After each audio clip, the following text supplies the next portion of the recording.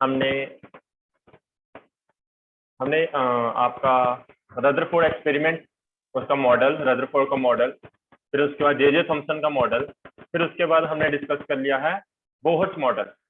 बोहर्ट model हमारा last model था atom का, उसको हमने डिस्कस कर लिया है। अब फाइनली हमें एटम के बारे में पता चल चुका है कि एटम आपका होता कैसा है ना, कैसा होता है वो हमने देख लिया अभी। तो अब हम डिस्कस करेंगे। पहले एक बार मैं आपको बता भी देता हूँ, देखिए डायग्राम में जैसे मैंने बनाया हुआ आपका, मैंने कल ये बताया, आपको कल भी बताया था इसके बारे में कि आपका एटम देखने में किस तरह से होता है, कुछ इस तरह से होता है। बिल्कुल सेंटर में अकॉर्डिंग टू बोहर्ट, बोहर्ट मॉडल के मुताबिक सेंटर में आपका क्या होता है, न्यूक्लियस होता है, जिसके अंदर प्रोटॉन्स और न्यूट्रॉन्स होते हैं। उसके अराउंड आपके न्यूक्लियस क्या कर रहे होते हैं, रिवॉल्व कर रहे होते हैं। और जो न्यूक्लियस होते हैं एक पर्टिकुलर नॉन रेडिएटिंग ऑर्बिट में रिवॉल्व कर रहे होते हैं। ये बातें मैंने कल तुम लोगों को बताई थी। एक बार देख लो, मैंने रिकॉर्डिंग ऑन की है, हाँ की है, ओके। उसके बाद ये जो इलेक्ट्रॉन्स रिवॉल्व कर रहे होते हैं एक ऑर्बिट में कर रहे होते हैं, नॉन रेडिएटिंग ऑर्बिट होती है, यानी कि एनर्जी का लॉस नहीं होता। और क्या पढ़ा था हमने बोहर्ट मॉडल में, उसने कहा था एक इलेक्ट्रॉन दूसरी ऑर्बिट में जब जंप करता है, आउटर टू इनर ऑर्बिट में जाता है, तो वो एनर्जी को क्या करता है, रिलीज करता है। और जब आउटर से हाँ, और जब आउटर से इनर में जाएगा तो एनर्जी को रिलीज करेगा। और जब इनर से आउटर में जाएगा तो एनर्जी को क्या करना पड़ेगा, इससे पहले गेन करना पड़ेगा। ये सारी बातें मैंने तुम लोगों को बताई थी कल, ठीक है। अब देखिए यहाँ पे बात आती है, ये न्यूक्लियस है, ये ऑर्बिट है। ऑर्बिट देखे सर्कुलर टाइप में होती है, क्योंकि सर्कुलर आपका जो रिवॉल्व कर रहा होता है इलेक्ट्रॉन, वो सर्कुलर ऑर्बिट में कर रहा होता है। और हर ऑर्बिट का अपना अपना क्या होता है, रेडियस होता है। इस ऑर्बिट का रेडियस अलग होगा, इस ऑर्बिट का रेडियस अलग होगा, इस ऑर्बिट का रेडियस अलग होगा। तो इन सभी ऑर्बिट के हम क्या कर सकते हैं, रेडियस को फाइंड कर सकते हैं। तो पहला टॉपिक ही हमारा आज का क्या रहेगा, रेडियस ऑफ द ऑर्बिट। दूसरा, ये इलेक्ट्रॉन अलग अलग इलेक्ट्रॉन अपनी अपनी वेलोसिटी के साथ क्या करते हैं, रिवॉल्व करते हैं अराउंड द न्यूक्लियस। इसकी हम वेलोसिटी को भी फाइंड कर सकते हैं। और ये रिवॉल्व कर रहे हैं न्यूक्लियस के अराउंड, तो इसके बाद क्या होगा, एक पार्टिकल, जैसे फॉर एग्जांपल एक इलेक्ट्रॉन यहाँ से चलना शुरू हुआ और चलते हुए वापिस यहाँ पे आया, फिर से यहाँ से चलेगा, फिर से यहाँ पे आएगा। तो एक टाइम पीरियड बन रहा है आपका, है ना। एक पर्टिकुलर टाइम पीरियड में अपनी क्या करेगा, एक चक्कर काट के आएगा, एक ऑर्बिट को कंप्लीट करेगा, एक रेवोल्यूशन को कंप्लीट करेगा। यानी कि यहाँ हम क्या स्टडी करेंगे, टाइम पीरियड को भी फाइंड करना पड़ेगा हमें। अगर टाइम पीरियड फाइंड किया, कोई भी चीज एक पर्टिकुलर टाइम पीरियड के बाद रिपीट हो, उसको हम क्या बोलते हैं, फ्रीक्वेंसी बोलते हैं। ये सारी बातें मैंने कल भी बताई थी, आज रिवाइज करवा रहा हूँ। मतलब कि हम फ्रीक्वेंसी फाइंड करेंगे, टाइम पीरियड फाइंड करेंगे, रेडियाई फाइंड करेंगे ऑर्बिट का, और क्या फाइंड करेंगे, वेलोसिटी फाइंड करेंगे। और इन इलेक्ट्रॉन्स की हर ऑर्बिट में अपनी अपनी एनर्जी होती है। हर ऑर्बिट में क्या होती है, अलग अलग एनर्जी होती है। तो इस ऑर्बिट में अगर 10 एनर्जी है इस ऑर्बिट की, ये इलेक्ट्रॉन, ये इलेक्ट्रॉन, ये इलेक्ट्रॉन, हर इलेक्ट्रॉन क्या करेगा, अपनी अपनी एनर्जी के साथ क्या कर रहा होता है, रिवॉल्व कर रहा होता है। हम क्या फाइंड करेंगे, यहाँ पे एनर्जी भी फाइंड करेंगे। ये सारा हमारा काम रहेगा, हमारे टॉपिक्स है जो हमने अभी पढ़ने हैं बोहर्ट मॉडल पढ़ने के बाद। तो पहला चीज डिस्कस करते हैं हम, radius of the Bohr stationary orbit. जो कल भी मैं आपको पढ़ा रहा था, पढ़ाते पढ़ाते हमारा टाइम हो गया था, इसलिए क्लास बंद हो गई थी। तो वापिस मैं डिटेल में इसको वापिस समझाता हूँ। तो पहला टॉपिक हमारा क्या है, फर्स्ट पार्ट क्या है, radius of the Bohr stationary orbit. देखिए आप लिखोगे यहाँ पे अकॉर्डिंग टू किसके, second postulate of Bohr's model. Second postulate ने क्या कहा था, लीनियर मोमेंटम जो होता है, लीनियर मोमेंटम आपका इलेक्ट्रॉन का, वो किसके बराबर होता है, इंटरगल मल्टीपल ऑफ, किसका integral multiple of, h upon 2 पाई होता है। क्या होता है, h अपॉन 2 पाई। मैं साइड पे इसको करता चलता हूँ साथ साथ में, ठीक है। ये बात होती है, मैं बाकी यहाँ से रेफर कर दूंगा सारी चीजें। और लीनियर मोमेंटम का फार्मूला भी मैंने तुम लोगों को कल बताया था, क्या होता है, mvr हो जाएगा। और ये किसके बराबर हो जाएगा, nh अपॉन 2 पाई के बराबर हो जाएगा। और यहां से मुझे v मिल जाएगी, v कितनी हो जाएगी, nh अपॉन m, और r को दूसरी तरफ भेज दो, यहाँ क्या गया, 2 पाई m r आ जाएगा। ये हो गया आपके पास r की वैल्यू। अब using first postulate of Bohr's model, Bohr's model का फर्स्ट पोस्टुलेट क्या कहता है, फर्स्ट पोस्टुलेट, उसके मुताबिक क्या है, आपने पढ़ा था, centripetal force equals to electrostatic force, यानी कि mv स्क्वायर हमारे पास ओवरऑल जो रिजल्ट बना था वो किसके बराबर बना था, mv square equals to kze square upon r। ये सारी बातें मैंने कल डिस्कस की थी। और जैसे ये v स्क्वायर की जगह आप क्या रख दोगे, ये v की वैल्यू पुट कर देना यहाँ पे, क्या है, यूजिंग वैल्यू ऑफ v, कहाँ पे, इस इक्वेशन में, इसमें v में पुट कर देना आपने। तो v की वैल्यू जैसे ही आप पुट करोगे तो आपको क्या देखने को मिलेगा, आपको ये वैल्यू देखने को मिलेगी। देखो ध्यान से, v की जगह आपने क्या रख दिया, इस वैल्यू को NH अपॉन 2 पाई mr। तो यहाँ पे जैसे मैंने रखा, यहाँ क्या आ गया, NH, मैं लिख दूं यहाँ पे आपके लिए, देखो क्या बन जाएगा हमारे पास, ये देखिए यहाँ पे कर रहा हूँ साइड पे, दिस इंप्लाइज m, v की जगह क्या रख देंगे हम, NH अपॉन 2 पाई mr का क्या हो जाएगा, whole square equals to KZ e square upon r। जैसे ही आपने ये हटाया किसको, 2 पाई m, जैसे इसको ओपन किया तो आपके पास क्या हो जाएगा, n का स्क्वायर हो जाएगा, h का स्क्वायर हो जाएगा, इधर 2 का स्क्वायर करेंगे 4 आ जाएगा, पाई का स्क्वायर करेंगे पाई स्क्वायर आ जाएगा, m का स्क्वायर करेंगे m स्क्वायर हो जाएगा, और r का स्क्वायर करेंगे क्या आ जाएगा, r स्क्वायर हो जाएगा। और इधर वैसे की वैसी वैल्यू रहेगी KZ e square upon r। यहाँ से एक r और एक r आपका क्या हो जाएगा, कैंसिल हो जाएगा। हाँ से नेहा, आप कुछ बोल रहे थे, कोई डाउट है? तो मैं आपको क्या बता रहा था, हमें एक्चुअली r को फाइंड करना है, जिस चीज को फाइंड करना होता है उसको एक तरफ कर देते हैं, बाकी सारी टर्म्स दूसरी तरफ। तो मैं इसको इस तरह भेज दूंगा, बाकी सारी टर्म्स मैं इस तरह भेज दूंगा, है ना। तो जैसे ये करेंगे स्टेप तो क्या हो जाएगा, देखना ध्यान से, यहाँ पे मैंने इस टर्म को इस तरह भेजना है, तो देखो मेरे पास ये r तो आ जाएगा इक्वल टू इस तरफ, बचेगा क्या हमारे पास, n स्क्वायर h स्क्वायर, और इधर क्या था 4 पाई स्क्वायर m, और इधर क्या आ जाएगा, सारी टर्म्स नीचे उतर के आ जाएगी क्या, KZ e स्क्वायर, क्योंकि ये इधर मल्टीप्लाई है, इधर जाके क्या हो जाएगी, डिवाइड हो जाएगी। सभी को क्लियर है ये बात, ये कैसे कर दिया, यहाँ पे भी किया हुआ वैसे ही, यहाँ पे मैंने क्या किया होगा, जो पेन के साथ लिखा होगा पहले का, ये टर्म पूरी की पूरी इधर भेज दी, ये पूरी की पूरी टर्म मैंने इधर भेज दी। तो ये देखो, ये स्टेप किया होगा सेम डिट्टो वैसा का वैसा, समझ आ रही है। उसके बाद मैंने बाद में क्या किया, इस टर्म को वापस उधर ही भेज दिया, तो वही चीज ही मिली हमें वापस, ये देखिए ये रिजल्ट मिल जाएगा हमारे सामने। तो यहाँ पे ये फार्मूला हो गया हमारा रेडियस निकालने का, कोई भी रेडियस निकाल सकते हो आप, कोई भी ऑर्बिट का आप क्या कर सकते हो, रेडियस निकाल सकते हो। आप एक यहाँ पे एक चीज नोटिस करो कि आपका जो रेडियस है वो किसके ऊपर डिपेंड कर रहा है, it is depending upon orbit, कौन सी, एंड यहाँ पे क्या है कि आप कौन सी ऑर्बिट की बात कर रहे हो। जैसे यहाँ पे हमने अभी देखा था, ये देखिए यहाँ पे n की वैल्यू आपकी कितनी होगी 1, यहाँ पे n की वैल्यू कितनी होगी आपकी 2, ये n की वैल्यू कितनी है 3 है, यानी कि ये नंबर ऑफ ऑर्बिट है, कौन सी ऑर्बिट की बात हो रही है, समझ आ रही होगी बात। तो मैं अगर यहाँ पे देखूं, हमारा जो रेडियस होता है it is directly proportional to n square, किसके डायरेक्टली प्रोपोर्शनल होता है, आपका n स्क्वायर के डायरेक्टली प्रोपोर्शनल होता है। यानी कि रेडियस जो होगा फर्स्ट का वो कितना होगा, फर्स्ट ऑर्बिट का 1 स्क्वायर, सेकंड ऑर्बिट का कितना होगा, ये फर्स्ट का, ये सेकंड का कितना होगा 2 स्क्वायर, थर्ड का कितना होगा 3 स्क्वायर, यानी कि कैसा, इसका होगा 1, इसका कितना होगा 4, इसका कितना होगा 9। तो इसके अगर रेशियो निकालें R1:R2:R3 कितना आएगा 1:4:9। ऐसे ही और भी निकाल सकते हो, फर्स्ट फोर्थ और ऑर्बिट का रेडियस का रेशियो निकालनी हो तो क्या होगा 1:4:9:16। यहाँ से हमें पता क्या चल रहा है, हमें ये पता चल रहा है पहली ऑर्बिट का अगर रेडियस 1 है तो सेकंड ऑर्बिट का कितना होगा 4 टाइम्स होगा, थर्ड ऑर्बिट का कितना होगा 9 टाइम्स होगा। सर एक बार रिपीट करना प्लीज, ओके ठीक है कोई बात नहीं, मैं रिपीट कर देता हूँ, यहां से करना है रिपीट।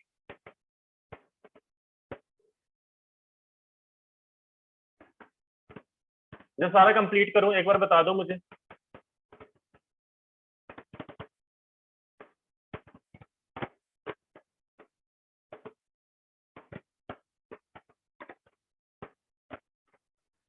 यहीं से करना है, ओके देखो मैं यहाँ पे लिख रहा हूँ, अलग से कर रहा हूँ, ठीक है ये स्टेप ध्यान से देखना। देखो मैंने क्या बताया, हमारे पास क्या आ चुका था n square r equals to b के बाद वाला, ओके ओके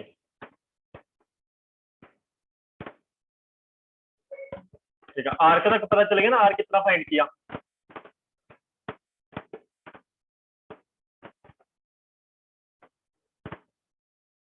हमारे पास आर की वैल्यू आ चुकी है, मैंने इतनी सी बात की, ठीक है, ये वैल्यू आ चुकी है जो कि क्या है, n square h square upon 4 pi square m k z e square.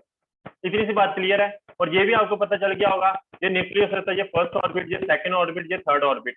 तो एन क्या है, मैं वो बताया मैंने आपको, एन क्या होता है आपका, ये ऑर्बिट, कौन सी ऑर्बिट की बात हो रही है, फर्स्ट ऑर्बिट की बात हो रही है, सेकंड ऑर्बिट की बात हो रही है, थर्ड ऑर्बिट की बात हो रही है, ठीक है। वो चीजें बाद में बताता हूँ, अब थोड़ा सा पहले इसको देखो।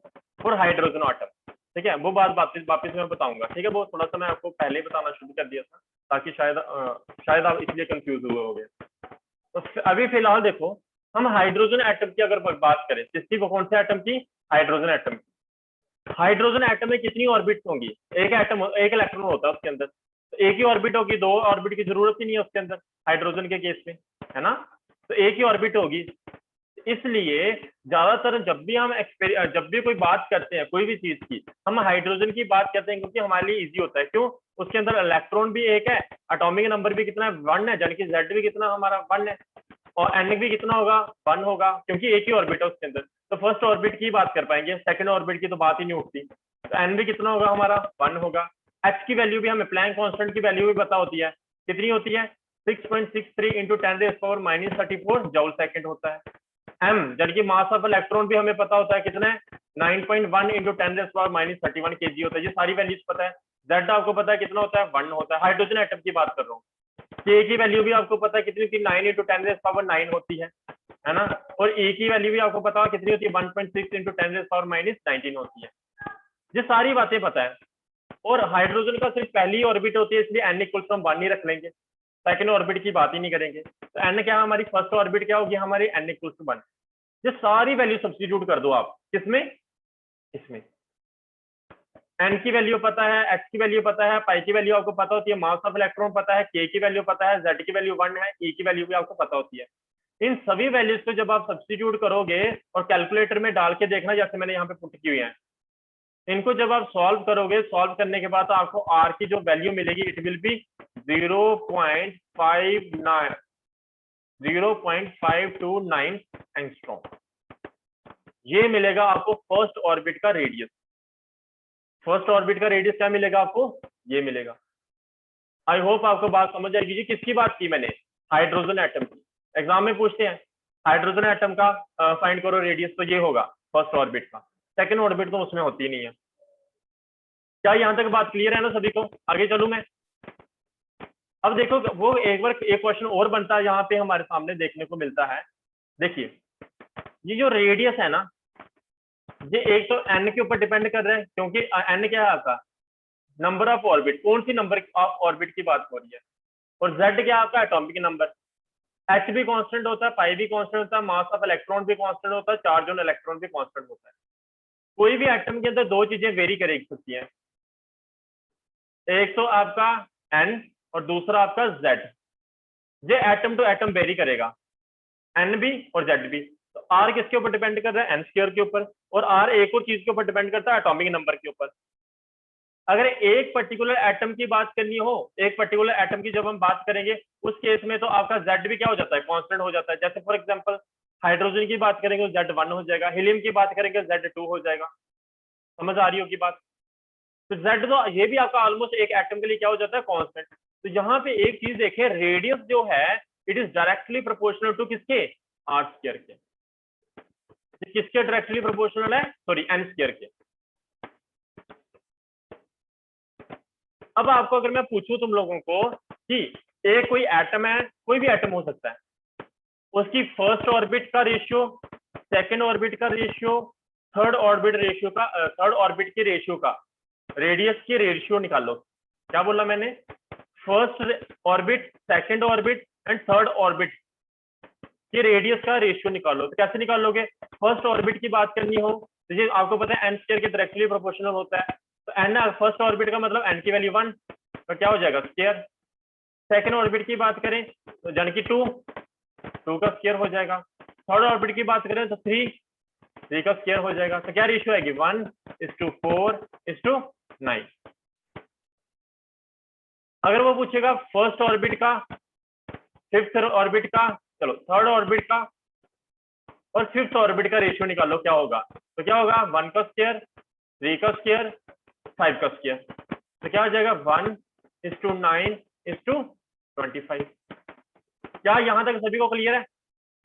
क्या बताया मैंने? तो यहाँ पे लिखा भी हुआ है radius of stationary orbit are in the ratio of 1:2, 1 square is to 2 square is to 3 square. ये कैसे लिखा मैंने अभी समझाया, and so on. That is क्या लिख सकते हैं हम 1:4:9। Clearly the stationary orbits are not equally space. इससे हमें ये पता चला जो रेडियस होता है वो इक्वली स्पेस नहीं होता। नहीं समझ आई? ये देखो इसका कहना क्या चाहता हूँ। देखिए अगर आप ध्यान से देखो, फर्स्ट ऑर्बिट, ये सेकंड ऑर्बिट और ये थर्ड ऑर्बिट। फर्स्ट ऑर्बिट का अगर रेडियस 1 है तो सेकंड का कितना हो रहा है 4 हो रहा है, थर्ड का कितना हो रहा है 9 हो रहा है। तो हमें यहां से क्या समझ आई, अगर ये फर्स्ट ऑर्बिट है तो सेकंड ऑर्बिट का रेडियस ज्यादा होगा, बहुत ज्यादा होगा, और थर्ड ऑर्बिट का तो और ज्यादा होगा, इतना होगा। ये 1 सेंटीमीटर डिस्टेंस जहां से 4 सेंटीमीटर और जहां से 9 सेंटीमीटर का डिस्टेंस। अगर इसके बाद एक और होती तो उसका कितना होता 16। फिफ्थ ऑर्बिट होती है उसका कितना होता 25। आप देख रहे हो इक्वली स्पेस नहीं है, मतलब कि अगर यहां से बीच में अगर 2 सेंटीमीटर है तो ये मत सोचना कि इधर से लेके इधर तक डिस्टेंस भी 2 सेंटीमीटर होगा, या ऐसे नहीं होगा। इधर से लेके इधर तक भी 2 सेंटीमीटर, एक और ऑर्बिट होती है इधर से लेके इधर तक 2 सेंटीमीटर, ऐसा नहीं है। ये इक्वली स्पेस नहीं होती है। क्यों नहीं होती? क्योंकि radius is directly proportional to n square. अब बताओ किसी को यहां तक कोई डाउट है? ओके क्या velocity of electron in stationery orbit. Same वैसे ही तरीका रहेगा हमारे, बहुत इजी। अब मैं डायरेक्टली यहाँ से बताता चलूंगा तुम लोगों को। पहला mvr इक्वल टू NH/2 होता है, ठीक है। ये किसके कौन सा मुताबिक, यहीं से आपको पोस्टुलेट याद हो जाएंगे। अगर इन चीजों को आप बार बार करोगे ना तो बोहर्स के पोस्टुलेट तो आप एम ही याद हो जाएंगे आपको। क्या कहा है बोहर सेकंड पोस्टुलेट ने? उसने कहा कि आपका angular momentum is equal to integral multiple of h/2 pi, यही तो कहा उसने। तो एंगुलर मोमेंटम को एमबीआर लिखते हैं, NH/2 पाई हो गया। जहां से आपने इस बार क्या निकाल लेना, जब वेलोसिटी निकालनी होती है तो आप क्या रखोगे, पहले आर निकाल लोगे। जब हमने रेडियस निकालना था तो पहले हमने क्या निकाल ली, वेलोसिटी निकाल ली। उल्टा करना है, ये ऐसे करके याद रखना है इसको। तो पहले हमने क्या निकाल लिया, आर निकाल लिया। वेलोसिटी इस बार फाइंड कर रहे हैं, velocity of electron in stationery orbit. तो आर निकाल दिया, ये इक्वेशन होगी आपकी कौन सी, फर्स्ट। अब आपको एक और चीज पता है, mv स्क्वायर अपन आर, या सिंपल सी भाषा में ये आर और आर एक का कट जाएगा आपका, है ना। बाद में क्या कर, इधर क्या बचेगा आपके पास, ये बचेगा, ध्यान से करना, mv square equals to kze square upon r. Same वही चीजें हैं। आप क्या करो, इस आर को उठा के कहाँ रख दो, इधर रख दो। तो mv स्क्वायर कहाँ आ जाएगा, नीचे, जैसे यहाँ पे दिख रहा होगा किया हुआ है। समझ आ रही है बात? ये चीज होगी आपके पास r equal to kz square upon mv square. इसको इक्वेशन नंबर हमने क्या दे दिया, नाम सेकंड दे दिया। अच्छा, फिर हम इक्वेशन फर्स्ट एंड सेकंड किया क्या मैंने, ये r था आपका, इस r की वैल्यू को उठाया और कहाँ रख दिया, यहाँ पे रख दिया। यानी कि इस तरफ क्या हो जाएगा, NH/2 पाई mb। देखिए क्या हो गया, देखो यही होगा इक्वेशन फर्स्ट और सेकंड क्या हो गया, NH/2 पाई mb हो गया, इक्वल टू क्या है, kz स्क्वायर अपन mb स्क्वायर था। एक बी और एक बी आपका क्या हो गया, कैंसिल आउट हो गया। समझ आ रही होगी। और अब आपके पास बचा क्या है, ये देखिए, NH/2 pi m equals to kze square upon mb। आपको फाइंड क्या करना है, v फाइंड करना भाई। एक सेकेंड, देखो मैंने यहाँ पे छोड़ा था, हमारे पास ये क्वेश्चन बन चुकी थी, NH/2 pi m equals to kze square upon mb। अगर आप ध्यान से यहाँ पे देखोगे तो यहाँ पे हमें फाइंड क्या करनी है, v फाइंड करना है। जिस चीज को फाइंड करना था उसको एक तरफ भेज देते हैं, बाकी सारी टर्म दूसरी तरफ भेज देते हैं। तो दूसरी टर्म्स यानी कि ये दोनों टर्म्स हम क्या कर देंगे, इक्वल टू इस तरफ भेज देंगे। और ये बात भी आपको पता होगी, ये न्यूमिनेटर है, न्यूमिनेटर इधर जाके डिनोमिनेटर में चला जाएगा और डिनोमिनेटर यहाँ जाके क्या चला जाएगा, न्यूमिनेटर में चला जाएगा। ये सारा जब हम काम करेंगे तो हमारे पास वेलोसिटी यानी कि v इधर आ जाएगा, ऊपर की तरफ के पहले क्या था, kze स्क्वायर था, है ना। और NH हमें देखो ये m बचा हुआ है और NH भी है, तो m तो पहले का नीचे था, v तो उधर चला गया, तो NH भी कहाँ जाएगा, नीचे आ जाएगा, ये देखो। और ये 2 पाई m उस तरफ भेज दिया मैंने, न्यूमिनेटर में चला जाएगा, क्या आ जाएगा यहाँ पे 2 पाई m आ जाएगा। m और m आपका क्या हो जाएगा, कैंसिल हो जाएगा, है ना। तो हमारे पास बचेगा क्या, हमारे पास सिर्फ बचेगा, यहाँ पे लिख देता हूँ आपके लिए, ये सारे स्टेप इधर वाले मैं इधर भी कर रहा हूँ, ठीक है। तो क्या हो जाएगा आपके पास v इक्वल्स टू के जेड, जहाँ पाई पहले लिख लो, देखो पाई भी है यहाँ पे, तो 2 भी है, तो 2 पहले लिख लो, फिर के लिख दिया मैंने, फिर क्या लिख दिया मैंने, पाई लिख दिया।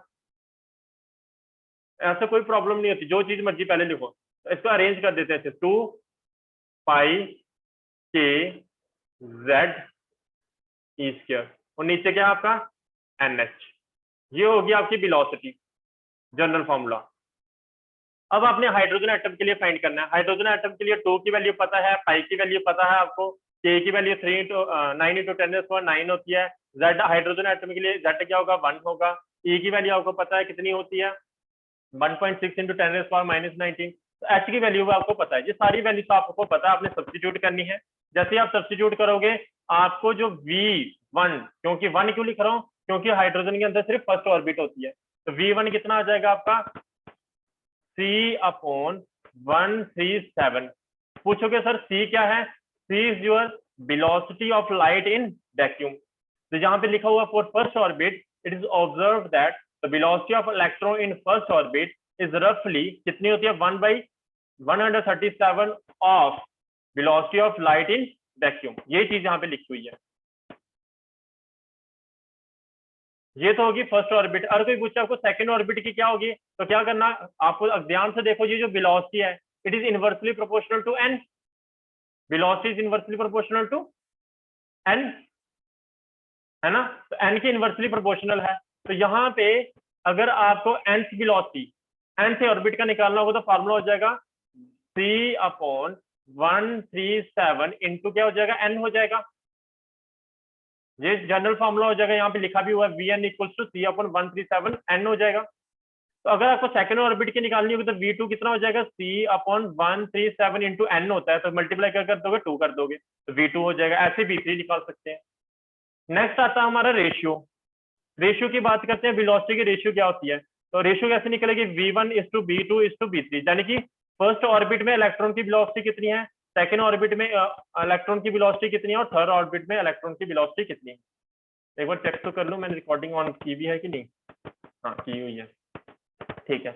तो V1 कितना हो जाएगा आपका, 1/1 हो जाएगा, क्योंकि n, क्यों बिकॉज मैं क्यों लिख रहा हूँ इसको ऐसा, V is inversely proportional to n होता है, अभी हमने देखा था फॉर्मूले में।